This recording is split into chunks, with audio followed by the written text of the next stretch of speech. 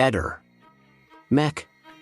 Pallister. Io ieri ero ospite sul canale Dario Quaglia Investigates, che solitamente si occupa di mostro di Firenze e vicende collaterali.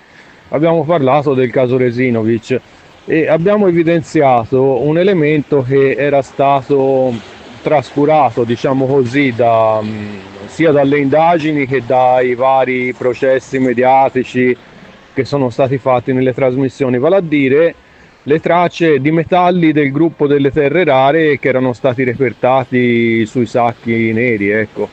E lì va detto che geologicamente non c'è nel terreno la presenza di questo tipo di metalli, delle terre rare, che devono praticamente essere estratte da miniere attraverso un processo di lavorazione anche molto complesso, e in Carnia ci sono alcune miniere dove teoricamente, non credo siano attive, ma dove teoricamente potrebbero fare l'estrazione di questi metalli.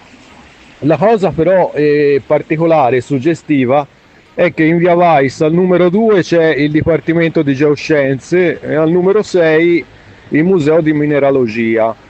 E lì praticamente nel museo di mineralogia deduco che ci siano dei reperti di metalli di terre rare conservati, e la stessa cosa nel Dipartimento di Geoscienze. Se vai sul sito web, insomma, del Dipartimento dell'Università, noterai che da alcuni anni stanno facendo proprio dei lavori di ricerca su questo tipo di metalli, ecco. Cosa viene trovato oltre a queste sostanze sui sacchi che racchiudono la povera Liliana? Che sostanze vengono trovate? Ne vengono trovate diversi minerali, ovviamente, a contatto col terreno, sebbene siano molto puliti, no? Come, Sì. e ci sia, insomma, presenza molto esigua di acqua, sebbene ci siano state delle precipitazioni. I minerali che vengono... il minerale che viene trovato su tutti i campioni, carbonato di calcio, è il carbonato di calcio, no? Quindi il gesso. E poi viene trovato altri due elementi secondo me interessanti: metalli delle terre rare. i metalli delle terre rare, cioè vengono trovate delle terre rare. Il secondo, che è il quarzo, è interessante in funzione delle terre rare, no? Perché finché magari trovi una particella di quarzo, sai, magari nel terreno ci sono dei piccoli pezzi di quarzo, però vengono trovate delle terre rare. E la cosa interessante è che le terre rare sono proprio materia di studio specifica al Dipartimento di Geoscienze dell'Università. Dipartimento di Scienze dell'Università, dove noi andiamo a vedere. Questo è un articolo sul TGR della Friuli. Leggiamo brevemente. Da poco più di un anno i ricercatori si stanno concentrando sugli scarti dell'attività estrattiva lasciate all'esterno di alcune ex miniere della regione, che per anni hanno fornito minerali da cui venivano poi ricavati metalli importanti come zinco e piombo, che si estraevano nella miniera di Raibl, o ferro e manganese nel Monte Cocco al confine con l'Austria, e rame, argento e mercurio dal Monte Avanza sulle Alpi Carniche nord-occidentali. In collaborazione col servizio geologico della regione, gli esperti stanno recuperando informazioni pregresse sulle aree minerarie dismesse, integrandole con nuove analisi geochimiche sui campioni di rocce e residui minerari raccolti in vari sopralluoghi. Proprio il materiale residuo abbandonato, presente in grandi quantità, potrebbe riservare qualche sorpresa, anticipa il responsabile scientifico dello studio Stefano Covelli, professore associato del Dipartimento di Matematica e Geoscienze dell'Università di Trieste. Da esso si può pensare infatti di ricavare le materie critiche di interesse per la transizione energetica ed ecologica, come le terre rare o alcuni metalli, spiega ancora Covelli, che rimarca come questa sia una strada più facilmente percorribile rispetto alla riapertura delle miniere dismesse, che resta complessa e costosa. I risultati dello studio preliminare forniranno informazioni sulla presenza dei materiali non di eventuali giacimenti. L'auspicio dei ricercatori è che si possa proseguire e approfondire. Analisi e campionamenti, intanto, stanno andando avanti e in Carnia, sulla base di uno studio dei geologi dell'Ateneo Triestino, hanno anche confermato la presenza di litio nelle acque sotterranee in corrispondenza di rocce evaporitiche, ossia i gessi. Informazioni utili che la Regione porterà al tavolo nazionale sulle materie prime critiche, avviato dal Mise.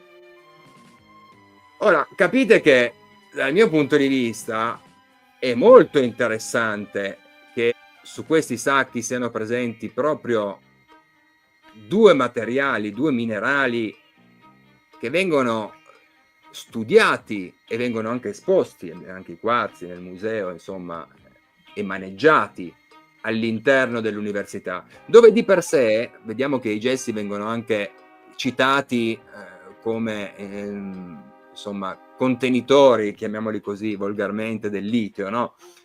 Quindi però il gesso di per sé è anche facilmente associabile all'ambiente accademico. Sì, e anche diciamo a quello sociosanitario, volendo. E anche a quello sociosanitario. Quindi lì all'ex OPP abbiamo anche dei dipartimenti sociosanitari, ecco. E adesso infatti arriviamo proprio lì. Quindi abbiamo detto quali sono, secondo me, almeno queste sono le considerazioni che abbiamo fatto in questi giorni, punti interessanti motivati da quello che abbiamo detto. La zona della chiesa, del Roseto, quindi la zona dell'università, dove appunto vengono studiate le terre rare, e poi sempre nell'ambito dell'ex ospedale psichiatrico che cosa c'è? Chi è che lavora in quell'area?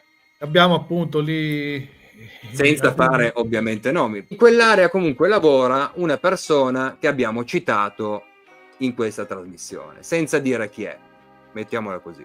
Diciamo un soggetto ignoto che non è mai stato convocato dagli inquirenti, che però a mio avviso avrebbe dovuto quantomeno essere ascoltato per sapere se quella mattina aveva notato qualcosa di anomalo, ecco, quantomeno. Ecco, mettiamola così.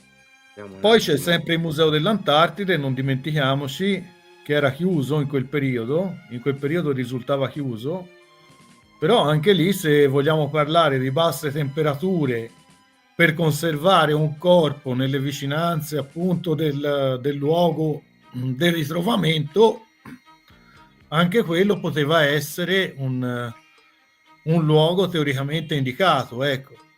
Cioè magari oltre al personale poi che ci lavora stabilmente per la ricerca accademica, va detto che in questi padiglioni hanno accesso molto personale esterno, ecco, di attività magari che si occupano di manutenzione, di altri tipi di lavoro che non direttamente collegati con l'attività universitaria e di ricerca.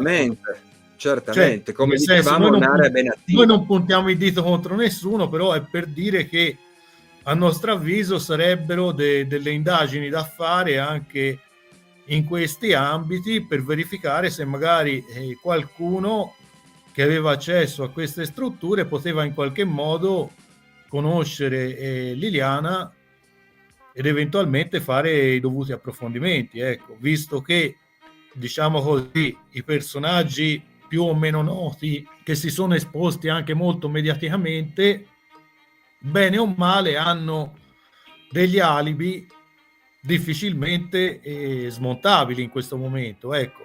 Ehi, non dimenticare di iscriverti a questo canale.